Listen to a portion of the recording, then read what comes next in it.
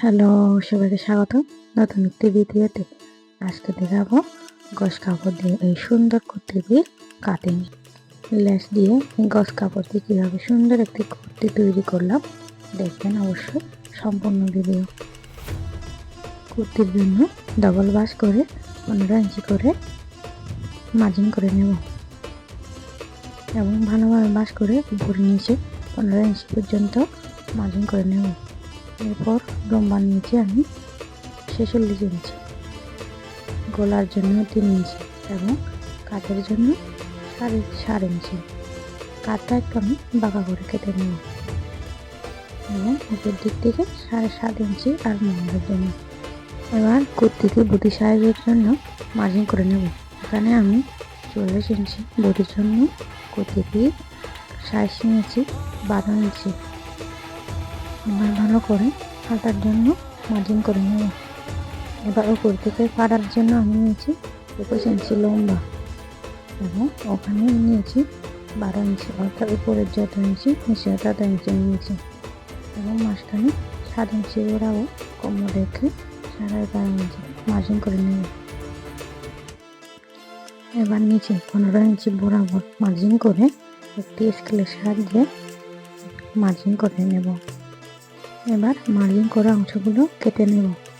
নিচের পাতে আমি বড় রেখেছি, কারণ বড় রাখলে পাতগুলো সুন্দর লাগে এবং কুর্তিগুলো দেখতে ভালো লাগে।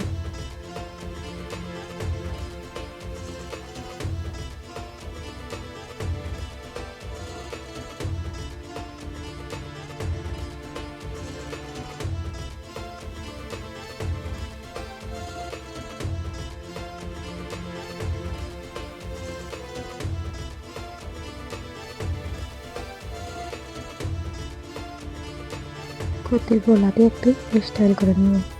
তার লম্বার জন্য আমি প্রথমে গলার জন্য 6 ইঞ্চি, এরপর 13 ইঞ্চিতে মার্জিন করে নেব। নিচে আমি হাফ ইঞ্চি থেকে 1.5 করে মার্জিন করে নেব।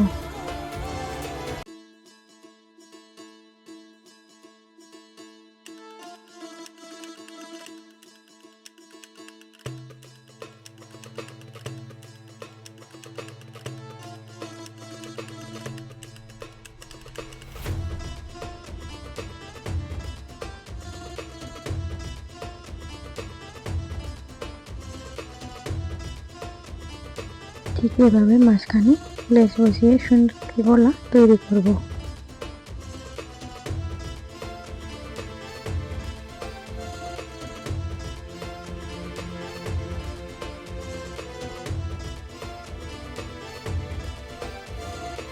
এবার হাতার জন্য আমি শাড়ির কাপড়টি ব্যবহার করব।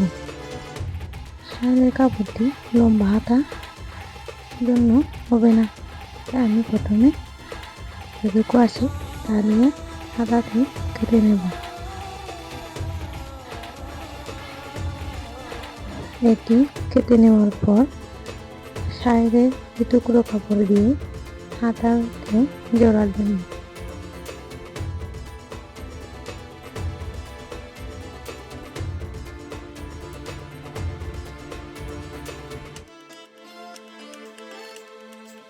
ডাবল করে স্টাইল করে জোড়া দেব। সিঙ্গেল হলে জোড়া দিলে ভালো লাগে না।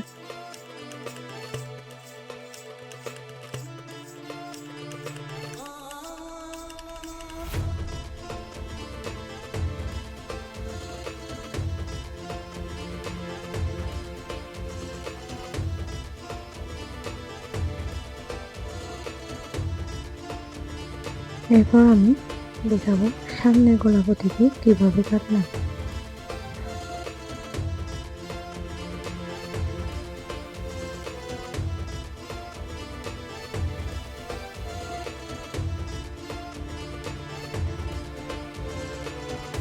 এই ভিডিও দেখে খুব সহজে আপনিও কুর্তি বা কামিজ কাটিং করতে পারবেন। এই কুর্তিটির সেলাই ভিডিওটি দেওয়া হবে পরবর্তী ভিডিওতে। একসাথে কাটিং এবং সেলাই ভিডিও দিয়ে ভিডিওটি প্রচুর লম্বা, তাই আমি ভাগ ভাগ করে দিয়েছি। কেমন লেগেছে আমাদের ভিডিওটি?